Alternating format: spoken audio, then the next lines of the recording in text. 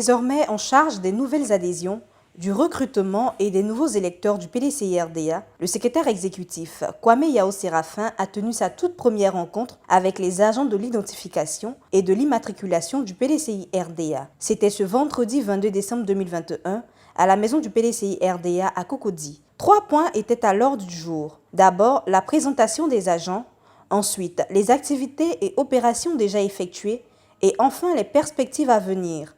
À la fin de la rencontre, le secrétaire exécutif, chargé des nouvelles adhésions, du recrutement et des nouveaux électeurs, a fait le point de la rencontre au micro de PDCI TV. Hier, il y a eu le premier secrétariat du nouveau secrétariat. Et aujourd'hui, j'ai demandé aux collaborateurs administratifs de ce secrétariat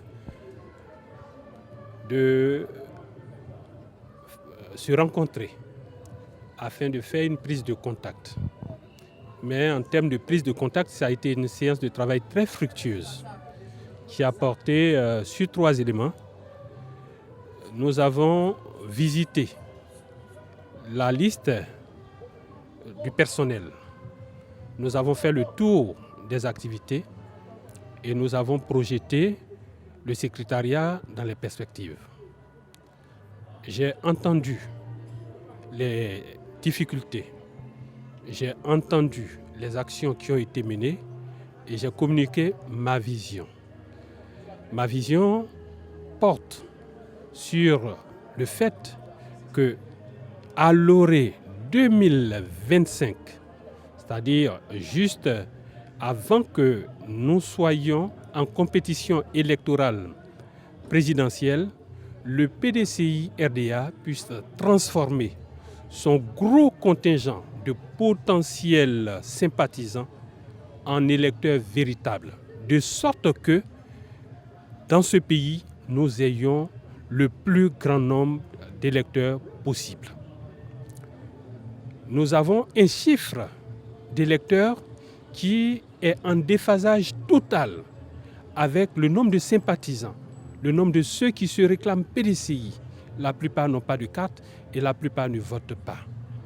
Quelle stratégie mettre en place au niveau des ressources humaines, mettre en place au niveau de la communication, au niveau des ressources financières, au niveau technique, pour arriver au résultat d'avoir un nombre beaucoup plus important qui nous fera passer facilement à toute élection, notamment présidentielle, mais aux autres élections, puisque vous savez que déjà en 2023, nous avons les locales.